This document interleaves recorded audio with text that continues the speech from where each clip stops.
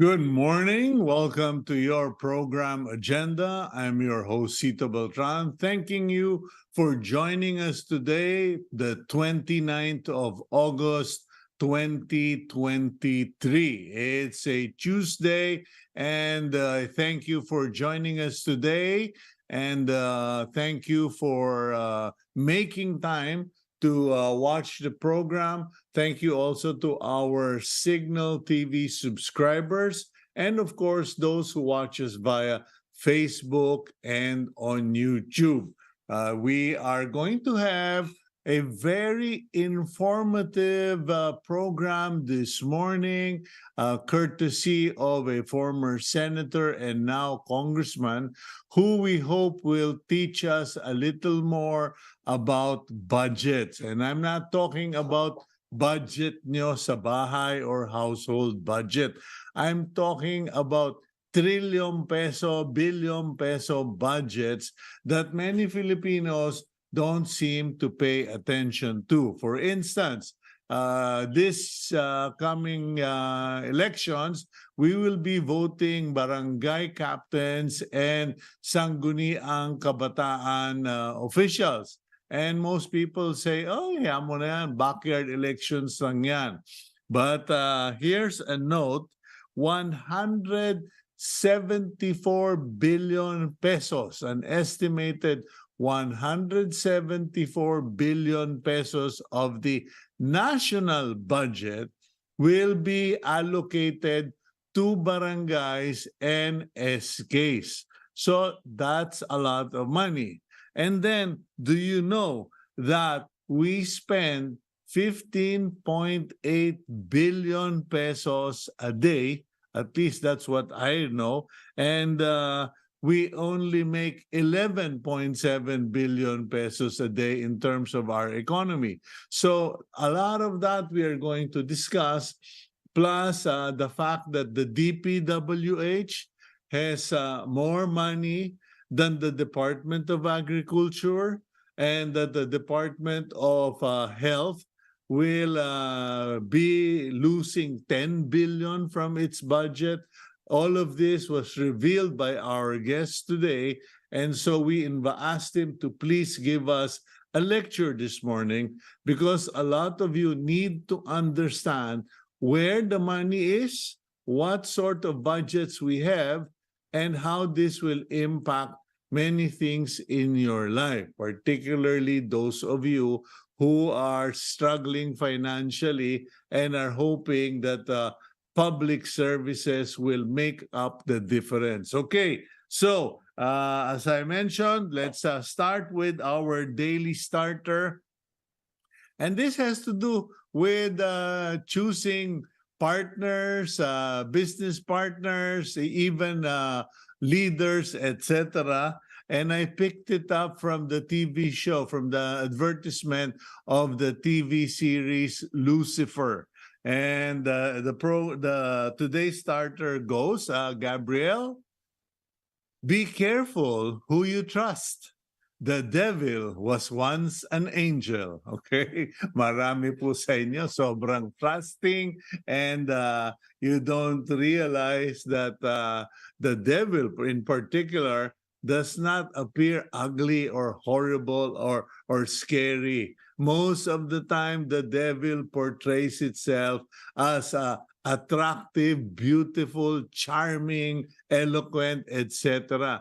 And that is what you have to watch out for, especially during the campaigns, the elections. Maraming pa-charming dyan. Pagkatapos yung pala kanya na magpapa-charming, maraming makakukulimbat. Okay, now let's go to the front page of the Philippine Star, August 29, 2023. And the headline confirms what we've said time and again. Barangay SK elections. COMELEC sees 2 million bets filing COCs. And those are the photos that are pasted on the front page of the Philippine Star. Quezon City residents wait in line to file their certificate of candidacy for barangay and sangguniang kabataan elections at the Amoranto Sports Complex. Meanwhile, the other photo that you see on the right side of your screen, that is a PNP checkpoint, COMELEC checkpoint. Again, there is a gun ban, there is a ban on deadly weapons. So mag-ingat po kayo and be respectful when you approach those checkpoints. Okay, so that's it. An expected 2 million wannabes are going to file their certificate of candidacies. Okay. At the top of the front page, here is some very confusing, disturbing news, which is upsetting certain individuals. On the header of the Philippine Star, no evidence of plunder versus PSDBM and formally execs. According to Ombudsman Samuel Martires himself, they did not file plunder charges against the individuals in the formally anomaly because there was no evidence that there was a single individual who actually got the money of over 50 million pesos. Sa madaling salita, no one was caught red-handed, whether in their bank accounts, in their personal possession, and no one pointed to them or we testified against them na siya ang nagtago at nagkurakot. So, as far as the ombudsman is concerned, they can only file cases of graft. Hindi raw po plunder. Abangan ang susunod na kabanata. Meanwhile, if the weather in your area is gloomy, well, because we still have a weather situation, Goring weekends, the supposed to be Typhoon Goring has weakened, but potential typhoon, which they say will be named Hana, to enter the Philippines. So while the current visiting tropical depression in our midst is weakening, there is another arriving guest. Okay, so please be careful and be prepared, especially those of you who are on the eastern seaboard and those of you who have already had a lot of rain. Chances are you're going to get even more. Meanwhile, speaking of rain, uulanin ang mga kalsada ng estudyante today. DepEd has said 22 million students returning to school today. A smooth opening of classes is seen today with more than 22 million elementary and high school students expected to troop back to school. And that photo below all of those stories is a photo of President Bongbong Marcos saluting and laying a wreath at the tomb of the unknown soldier during observance of National Heroes Day yesterday. The president called on the Filipinos, unleash the hero in us. Marcos urges Pinoys, magpakabayani kayo, huwag kayong magpakamartir. Be heroes in simple things such as helping others. True naman, totoo naman. Okay, and below the major news, we have sad news for those of you who like to drive, who need to drive, who need to travel. Butas ang bulsa natin. Fuel price hike, 30 centavos for gasoline and 70 centavos for diesel. Before the price hike, yesterday, chinek ko po, ang price ng diesel was 69 something, ngayon 70 plus na. and gasoline was already 75, so it would be 75.30. Aray ko po, masakit ang presyo ng gasolina at ng crudo. Last two pieces of news. Gilas Pilipinas, last option. Okay? Beat Italy by 13. I love Gilas Pilipinas, pero wish na lang yata yan. Okay? The Team Gilas Pilipinas has to beat Team Italy tonight by 13 points, and not only that, the Dominican Republic or vice versa has to beat Angola para makasurvive pa, so that the Philippines can still get a chance to go to round 2. But sorry, boys, I've seen the Italians. It's gonna be a painful journey, but wish you all the best. I watched 2 of your games. Anyway, last piece of news, and here we go again. Okay, we can't seem to get anything. Even congressmen and congresswomen can't get a straight answer from the Department of Agriculture. DA can't commit that onion crisis won't happen for rice. When okay, yan po, no? When House of Representatives Committee on Appropriations, Marikina 2nd District, Stella Luz Kimbo asked DA officials, what can you commit to us in terms of rice for 2023-2024? The supply that the crisis in 2022 with onion won't happen to rice. Ano makukumit nyo? Yun ang sabi ni Kimbo. What can you commit?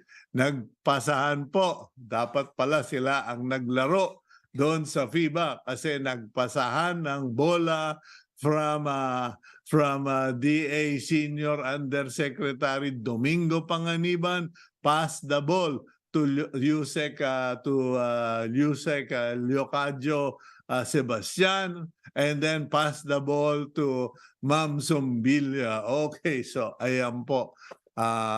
In other words, tagilid tayo when it comes to rice security in the coming months or year. We'll go for a break, and when we return, we go to the important, and I'm sure very good learning from our interview here on Agenda. We'll be right back.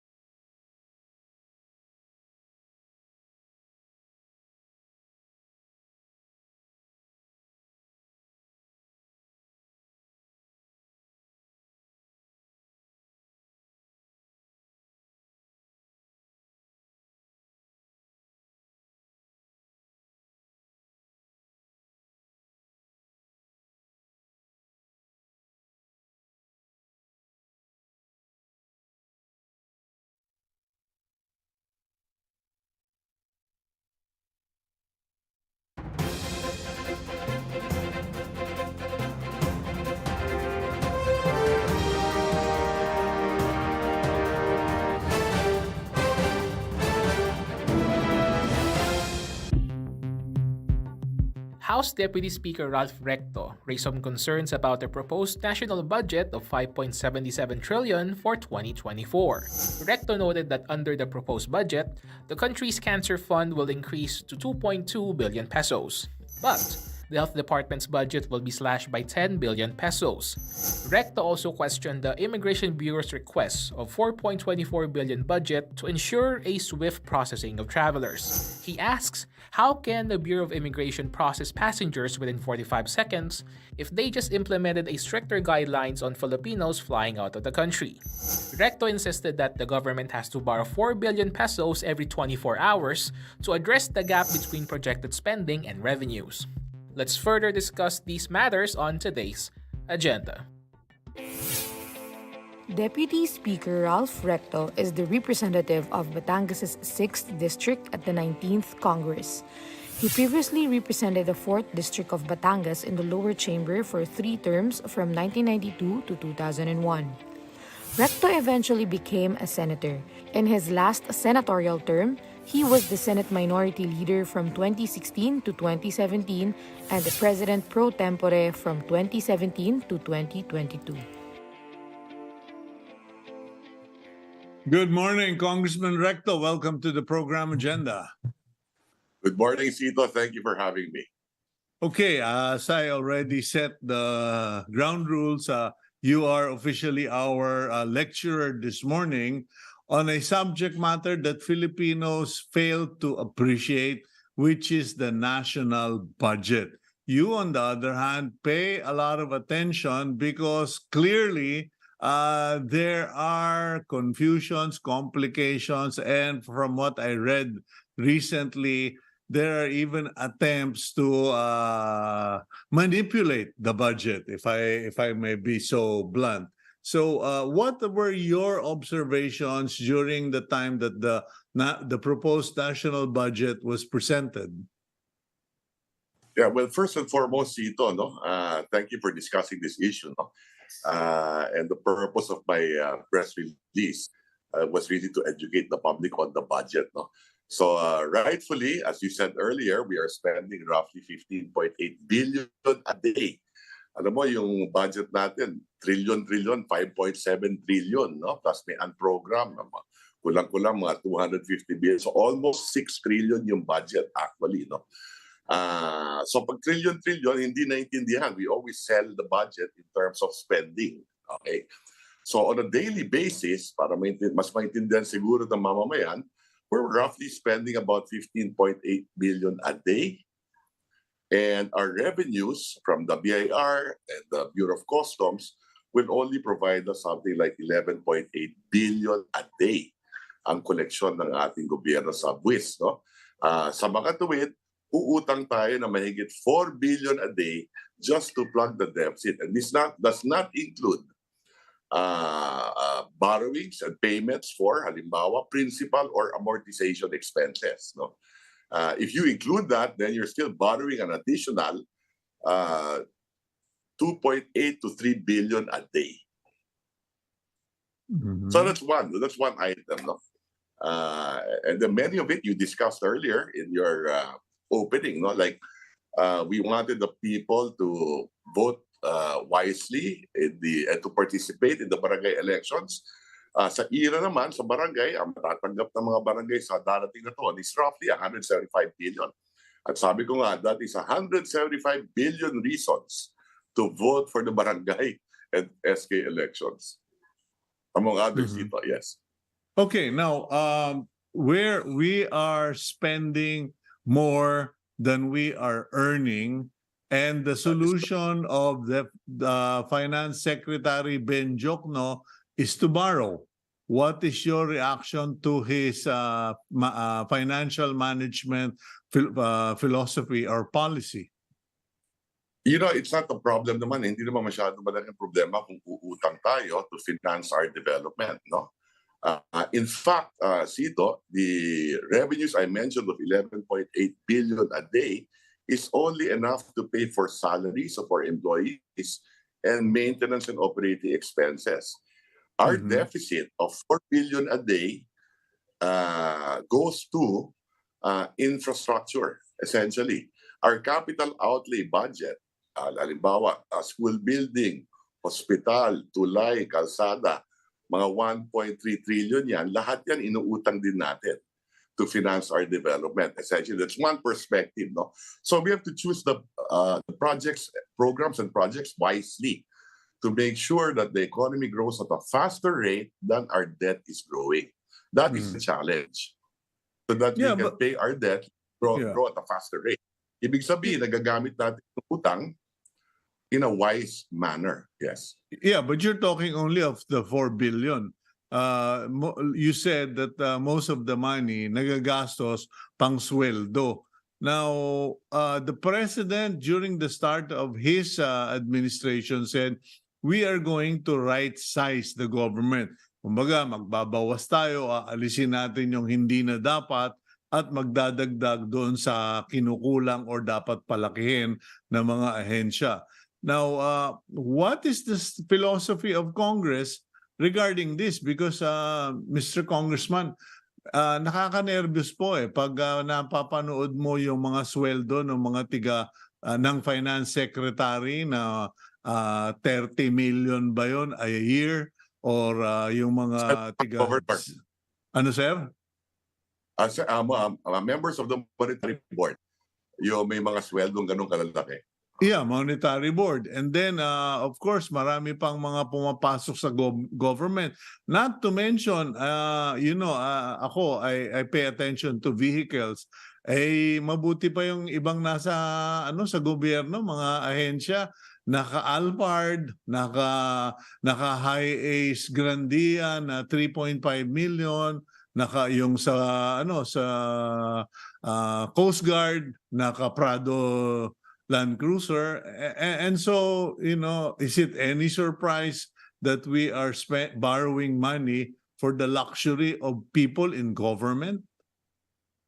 Precisely my point, Cito. No? Like I said, if we're going to be borrowing money to finance our development, let's spend it wisely in productive investments. No? That the economy grows at a faster rate than the debt. So your example of these luxury vehicles will not provide growth in the economy, right? So we have to choose the programs and projects wisely. No? So my statement earlier is that, let me add one more perspective. The budget will increase next year by roughly 10%. Okay, that's 500 billion. Of that 500 billion, 420 will go to salaries and maintenance and operating expenses. Okay, I would rather that big increase of 500 billion, most of that should go to productive investments as well. Okay. Right? Again, like we grow our economy, no? At tama yan na kailangan magtipid din ng gobyerno pagdating sa maintenance and operating expenses. Halimbawa, supplies and materials next year in the budget will go up by about 12.5 billion, if I'm not mistaken. No? Rent and lease will go up by another 25 billion. So palagay ko may mga bagay na pwede natin bawas-bawasan ng konti and that those resources we can put to more productive investments as well. Okay, but what about more school buildings, better roads, opening of new roads, especially in the provinces, in urban centers, so on and so forth. Yes. Yeah. Clearly, we know the problems, the areas, etc. But how does the budget process and how does Congress go about it? Kasi ang analogy ko dito would be sa bahay. The husband and the wife and the children will sit down and okay, let's do a budget. Let's list what we really need, and then let's list what we really want, etc. And when we get rid of the things na luho na lang yan or not now. Now, what about in the national budget? How do you guys go about it, and how do you arrive at the compromises so that our viewers can understand ano ba yan? Because there are talks na ano lang yan scratch my back, I'll scratch your back, just to get rid of the myths and the accusations. Thank you for your question, Cito. Now, first is you will recall that a few months back you had President delivering his State of the Nation address. No? Under the Constitution, within 30 days from the time that he delivers his State of the Nation address, the President will submit his budget proposal. And we call that the National Expenditure Plan. Okay? So, sinabit na sa Kongreso, the Congress now, the House of Representatives, will hear this proposal, and at the proper time, we'll make amendments to that proposal. No? And after the NEP, once Congress or the House of Representatives passes the budget with amendments, you call that now the General Appropriations Bill. That will be transmitted to the Senate. The Senate naman will study the Congress proposal and the President's proposal and make its adjustments. No? There would be different and pass a committee report on the budget and comparing both the NEP and Congress proposal. And eventually, you will have a bicameral conference committee to thresh out the difference between the Senate recommendation and the House recommendation. And once they've addressed all the issues in the BICAM, both ratify the budget, and that becomes the General Appropriations Act. So that is procedure. So tama, dadaan pa naman ng Kongreso yan. The President proposes and Congress disposes. Okay. Congress has the power of the... You mentioned that a big part of the national budget, which is, I think, what, 5 trillion? Is that the proposed budget? The proposed budget is roughly 5.7 trillion, a little less than 5.8 trillion on the program funds. Also a supplemental budget, which we call unprogrammed funds, of roughly 280 billion. So the entire spending authority that Congress is providing the President with will roughly be 6 trillion pesos. Yeah, okay, 6 trillion pesos. How much of that goes to salaries, overhead, maintenance of offices of government? Salaries will be about 1.7 trillion, roughly. Okay. Okay. And then And the 2.5 trillion, roughly 2.5 trillion would be maintenance operating expenses. That would include also the roughly 1 trillion subsidies to local government units. Yung 175 billion kasama na dyan. Ergo, your current operating expenses and interest expense on the debt. Okay? We're paying next year interest expense on the debt. Kulang-kulang mga a little less than 600 billion. Okay? So mga 4.3 trillion yung current operating expenses. And then another 1.3 trillion for infrastructure. so our progress and development is only getting maybe 25% of the budget. Roughly 20%. Yeah. The 1.3 trillion is is essentially for the productive investments.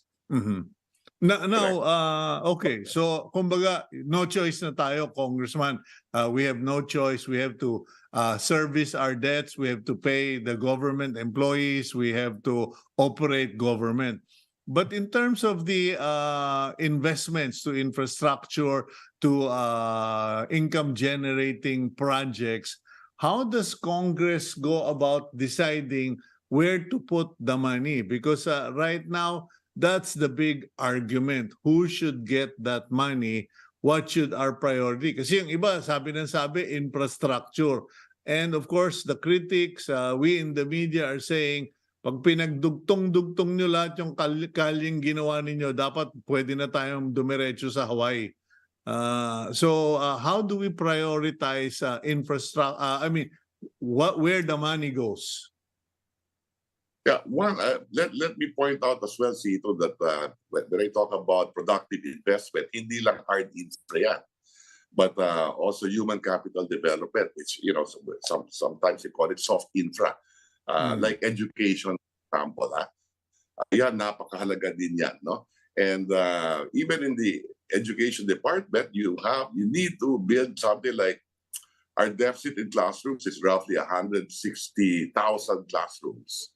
Next year, we will only be able to provide for roughly about 7,500 classrooms with a budget of roughly 30 billion. No? So we need to me, my bias also would be on education. So if we could spend more, address the backlog of classrooms, that would be great. No? So there would be, halimbawa, Department of Transportation, marami tayong mga railway at subway na ginagawa ngayon, supposed to be. But if you look at the historical record of the Department of Transportation, mahina gumastos. Okay? So, next year, the big increase in the budget will go to the DOTR. Every year, linalakihan yung budget ng DOTR, but they're unable to use the funding provided to them by Congress and by the President, right? So, we really realign yung budget na yan for departments who can spend those resources wisely or better. So one could be education, additional classrooms, the computerization of our schools, and roads and bridges, so on and so forth. With regard to your comment on national roads, going straight to for the Marcos Sr. built many of our national roads. Okay? Yes. Under the term of Pinoy and Duterte, we've expanded all those national roads. If you look at the statistics on our infra, what is clearly needed now are barangay, municipal, city, provincial, local roads. Yeah, but are the roads... Yeah, sorry, Kong. But are the roads or the infrastructure generating the business that we envision? I know for peace and order, roads are a major investment because pag naabot yung mga barangay, naabot yung mga lugar, medyo umiiwas yung mga gawagulo. But in terms of, getting our money from this, in terms of generating business, mobility, etc., malaking bagay ba or should we focus on the other end of the spectrum? Yeah, of course, when we talk about infra, we're talking about airports, seaports, roads, bridges, railway, all of this, right? Okay, the idea is mobility. No? So that you get more people to get to work at a faster pace, real estate prices go up as well, and you have an economic internal rate of return. That's the idea, right? Yeah. To create more jobs and people taxes when they have more jobs, so on and so forth, right? Yeah, but is it happening, Congressman Recto? Because alam ko, during your term, gumanda yung Port of Batangas natin. I just took a Roro from Batangas Port to Katiklan. And, hey, I said, wow, ala, ay kaganda, maski na port lang siya, kaganda naman. And, but the thing was, there were not enough people traveling because at the end of the day, people say the trips are not often enough and not cheap enough. Kasi even for senior citizens, they were like something like 3,000 one way. So medyo hindi pa rin mura. Yes, and I suppose if you went to the Port of Batangas, palagay ko, at tignan mo yung buong port ng Batangas ngayon, I think you need to do reinvestments as well. Medyo napupuno na yung mga natin, di ba? Okay. But can you imagine kung wala yung Roro? How do you get... No, I want more of the Roro. And what about... Yeah, but Kong, what about subsidies? Subsidies for these things? Kasi in other countries, mobility is subsidized by government. Most of our rail is subsidized. MRT7 is subsidized, or MRT3 in EDSA, right? So we provide a lot of subsidies to, lalo na kayo, tumataas ang presyo ng gasolina. So binibigyan din natin ng mga jeepney driver, hopefully to pass it on to the consumers, so on and so forth, right? Okay, so marami subsidies. Pero in fact, in the budget for next year, our total subsidies is roughly 1.6 trillion. That includes the era of local government units, o yung ayuda bigay ng gobyerno, free public college education, universal access to healthcare, Marami dyan subsidy. Taxes that we pay for cigarettes, alcohol, 50% of that roughly go to universal healthcare to subsidize those who cannot pay PhilHealth. So Yeah. we have a lot of in the system, right? Of course, we do not subsidize energy that much, or petroleum. Mhm. Unlike in Malaysia, that if I'm not mistaken, 1/3 of energy prices is subsidized, but not in the Philippines. To us, that is a collection center Yeah. for government to access from, right? And Okay. one of the reasons why that entire deficit and borrowing is because once you have too much debt and deficit, expect taxes to go up. Kasi Okay. tayo din naman magbabayad. So, in the budget next year, as an example, interest expense alone is roughly about 12% of the budget. Okay, so imagine your household income, nagbabayad ka sa credit card mo, ng interest lang, hindi principal. Roughly 12% of your entire yearly income goes to interest expense. And that's at the rate of 5%. If interest rate doubles, that becomes 24%. Right? Yeah. Okay, let's go for a yeah. Doubled in the last few years. Yes.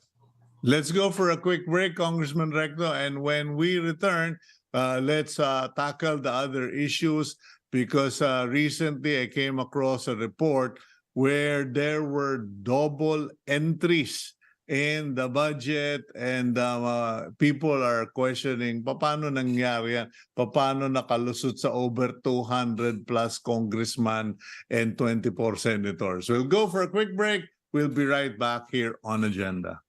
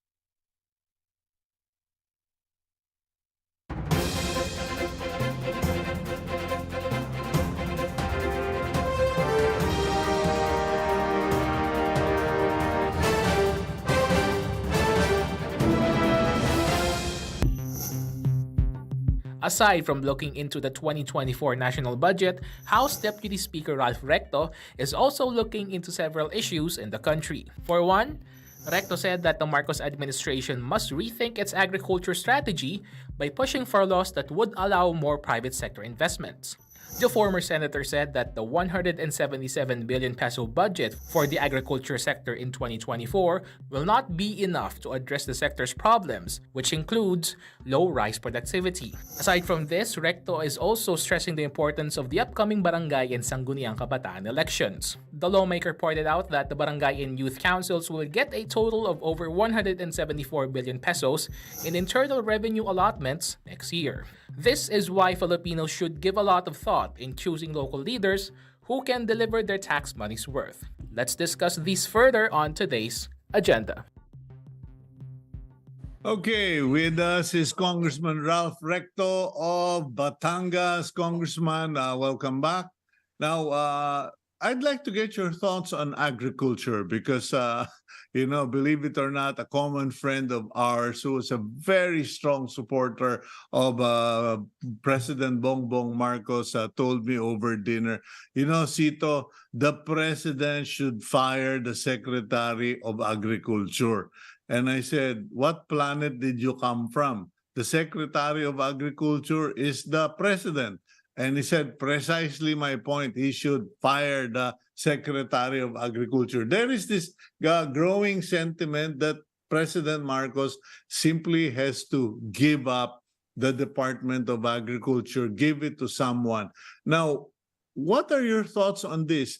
Is it that difficult to find someone competent, or is it too late in the game to find somebody crazy enough to accept that post?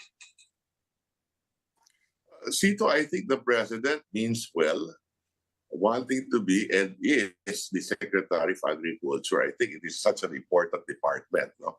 Unfortunately, structurally, systemically, the way I look at it, we have to try something different in agriculture. No? Kahit sino secretary palagay ko, ilagay mo dyan.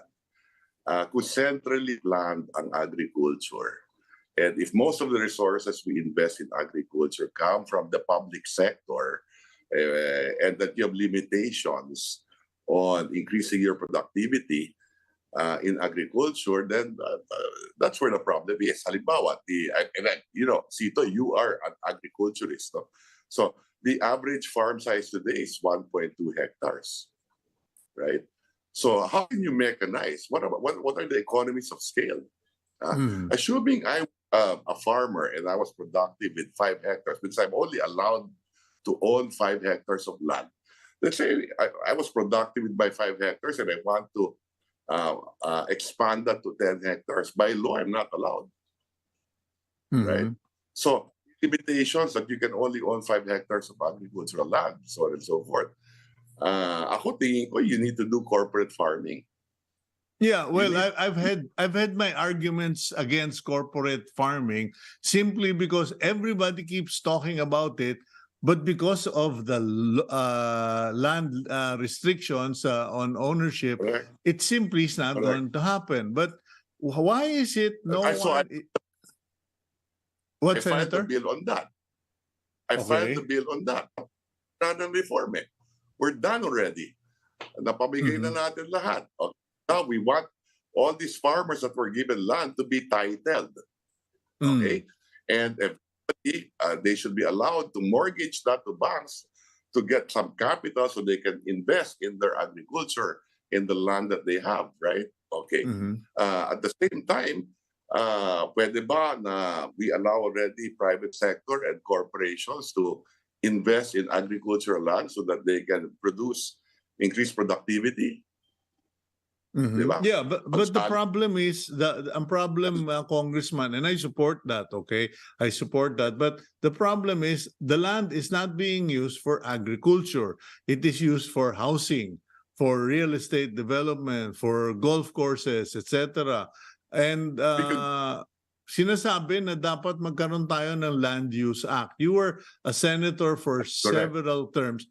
How come that discussion could never take place? Why is it always being defeated? Good question. Good question. We all agree that there must be a zoning and a land use act. Today, you do have land use. You have laws on land use made by local governments. The problem with the Land Use Act, it centralizes it to a single national authority. Okay? So today, it's the local governments who determine ano ba yung industrial, ano ba yung commercial, ano ba yung residential, ano yung agricultural. Okay? What that is to accomplish is to centralize yung land use policy. That's where the problem is. Okay? Okay. I think we land use act by putting standards. Limbawa, okay, agricultural land that is irrigated o hindi mo na pwedeng i-reclassify into something else. Let's identify the areas that you cannot reclassify. This should be for agriculture. I'm sure that in the land in highly urbanized cities, pwede na i-reclassify siguro yan for residential, commercial, industrial. Yung rice granary natin, that should maintain as agriculture, for example. Right? Yeah, I mean, like You know, in the place that you and I share in Lipa, Batangas, our land titles indicate their agriculture, but the local government says, "Oh, that is for commercial or residential." And I argue with the BIR, teka, nakasulat dito agriculture. When did the law change? What's going on? Nako-confuse na rin yung mga maraming mamamayan, Congressman. Yes. Yung atin is farmland, di ba? Where we stay, right? Then you have residential building because you have a home there, right? And it's a subdivision of farmlands. And that was created way back 30 years ago, right? Okay. Yeah. So all I'm saying is that Lipa today is a growing city. So expect less agriculture in the area. And it is the surrounding towns that are predominantly agriculture. Diba? That's how it works. No? So the point is getting private sector money in agriculture, right? Okay. Yeah. So I think we have to liberalize already land ownership. And yes, let us identify which areas, like we identify, this area is not alienable and disposable. These are forest covers. Okay? Tayong ganyan na area, Mount Malarayat, in Makulot, in Lipa. Yan, non-alienable, undisposable yan. Talagang forest cover yan. Right? Okay. Yeah. So and yet pinapasok na. And yet pinasok na. Watersheds in Rizal have been entered, and people have established resorts, camps, and residences there. Pati na yung illegal yan. exactly. I think where you have those, I suppose, are areas that are alienable and disposable. But essentially, there are many, like Taal Volcano is not alienable and disposable. Wala na nakatira doon. Right? And many areas. The point is, we're talking about zoning, right? Okay, so this area, no touch to. Okay, ito agriculture to, ito residential, commercial, so on and so forth. We have something like, if I recall, about 1/3, 10 million hectares, or roughly thereabouts, of agricultural land in the country. Okay. And they are all under threat until we come up with a land use act. There is at the local level, okay, the issue is, do we want to centralize that? That's where the debate is. What's your stand on it? I think the national government can provide standards for local governments to follow. The example I gave earlier is that, okay, agricultural land irrigated cannot be reclassified. Yes. That's one example. Diba? But you don't need a law for that, or is that already? You need a law for that. So, like I said, we can pass a different land use act instead of centralizing it to a central authority, diba? At the national government. Imagine if you're a business from Cagayan de Oro and you need to build a subdivision which is needed, for example, in a highly urbanized city.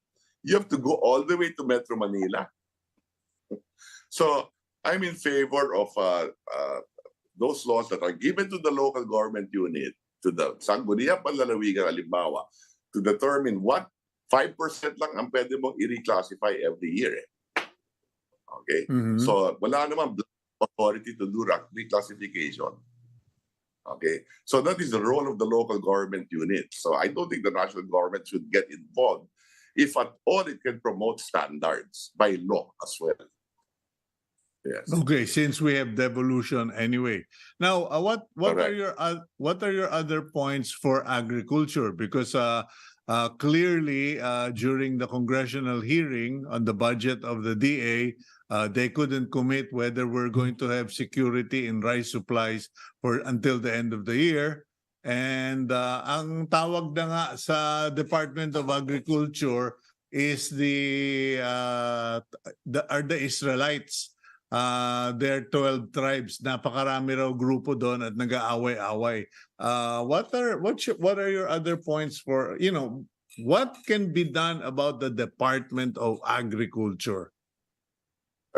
See, to think about it, you have 177 billion budget for agriculture. The entire sector na yan in government, 177 billion for agriculture. That is less than 1% of GDP. So ano magagawa niyan? That's why I said you need private sector resources in agriculture. You and I could be a passive investor in a company listed in the stock exchange that we can invest in agriculture. I'm sure that there are many companies there. You have the Jollibees, you have the San Miguel, for example, that may want to get involved in corporate farming. Look at the successful companies in agriculture. Del Monte, Dole. Corporate farming yun, di ba? Yeah. Wala tayong problema sa pineapple, wala tayong problema sa some of these products that they produce and export. Bananas, pineapple. Yeah. Well, we used to export rice, not anymore. Not anymore, right? How do you mechanize agriculture? I mean, like I said, 1.2 hectares is the average farm size. The average farmer is anywhere from 56 to 60. Okay, yung mga anak niyan ayaw na magsaka niyan. And the most difficult is to plant rice. To me, it is equivalent of running a marathon every day na nakayuko. Yes. So you need to mechanize, that's for sure. And the economies of scale.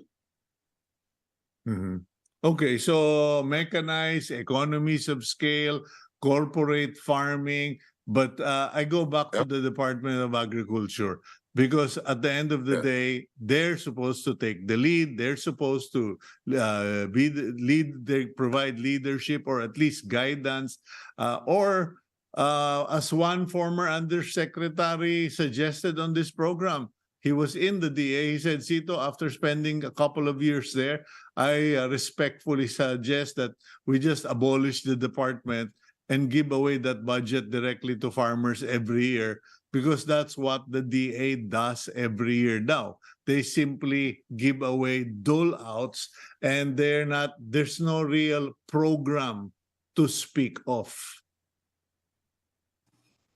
Yeah, because the resources are always kulang din eh. Like I said, diba? Okay. Yeah. And then you have what is, if I'm not mistaken, maybe 30% of that 177 billion will go into actual programs and projects. Kasi marami dyan pasweldo rin. You have the Department of Agrarian Reform. Tapos na ang agrarian reform. Ang budget for next year is roughly about 9 billion. That's part of the agriculture sector. You were asking about right sizing. Should that be collapsed now with DA? Why haven't you called for that, Congressman? I mean, ikaw matapang-tapang ka. I filed the bill on that already as well. So, tapos kindan eh. Okay? So should we have two different farmers? One farmer being assisted by DA and those na binigyan ng lupa to be assisted by DAR? Should we distinguish between farmers? Uh, to me, I don't think so. I think they're just one farmer, right? Yes. So maybe collapse the DAR with the DA, right? Yeah. Right sizing, and deliver better programs to the agriculture sector. Okay, then the tricky question. If the president were to ask you, should he give up the position or not? I leave that up to him. To him, he thinks that and I agree with him that the agriculture sector is a very important sector because majority of Filipinos' budget, 60% of their budget is in food. Average na Filipinos, mga 45% is food and energy. But the poor, 60% food pa lang. Okay, so when food prices go up, they get hit with inflation. Diba? Mataas masyado yung inflation sa kanila. Okay? So I think the president's cognizant of this, and that's why he's working on the agriculture sector. Okay? Okay. Now, the agriculture sector, the first half of the year grew. Hindi naman negative. It grew, but still below the population growth rate. Okay? And we're importing a lot of our food and a lot of our energy, and that is a risk in the Philippines today because if food prices could go up, energy prices have gone up, right? And food prices are going up, right? And that's why we need to produce more. And like I said, I think there is a structural, systemic problem in our agriculture sector. I mean, we've tried this for the last 40 years. Yeah. But the Should president change- clearly is so busy. He has so many things to do. In fact, going back to that supporter who is our friend, he said, I love the president. He's my friend, but he can't do it because he's too busy promoting the Philippines. And he's good at promoting the Philippines. That's correct. He should give Yes. the agriculture to someone else. I also agree with that statement. If I were the president, I would not accept, I would not be agriculture secretary concurrently, right? Ibigay ko lang sa iba yan. But nevertheless, to me, kahit sino ilagay mo dyan, if there is a structural systemic problem, we've been trying to increase our productivity for the last 40 years by giving away land which are not titled. And now the average farm size, like I said, is 1.2 hectares. It's not sexy to be in the agriculture sector. The contribution of agriculture to GDP is only 8%. And roughly, a little less than 1/3 of Filipinos are in the agriculture sector. And that's why you have a lot of people who are poor and living below the poverty line. And yet, we do have a lot of hunger as well, right? So I think we have to rethink agriculture. Rethink in terms of prioritizing it or rethink in terms of, as you said, downsizing it? In terms of allowing the private sector to get more involved in agriculture. Okay, so bring in the big guns, the corporation. Yep. That's right. Among others, yes. Well, Congressman Recto, thank you for your thoughts, your lesson, your wisdom, and of course for your time. We've run out of time, but we've learned a lot. I've learned a few things this morning, and we do hope you continue the good work in Congress, and God bless you and your family. God bless. Thank you for having me, Cito. It's a pleasure to be with you. Thank you. Okay, that's Congressman Ralph Recto of Batangas. Let's now go to our blessing for the week. And it comes from the second book of Corinthians, chapter 13, verse 14. May the grace of the Lord Jesus Christ, the love of God, and the fellowship of the Holy Spirit be with you all. Thank you for joining us today. Whether you learned things that made you feel positive or negative, use the knowledge you acquired today to make better decisions, express more informed opinion, and be a solution. Don't be the problem. I'm Cito Beltran. Thank you. God bless all of you. Please include Team Agenda in your prayers. And please, Keep it here on One News.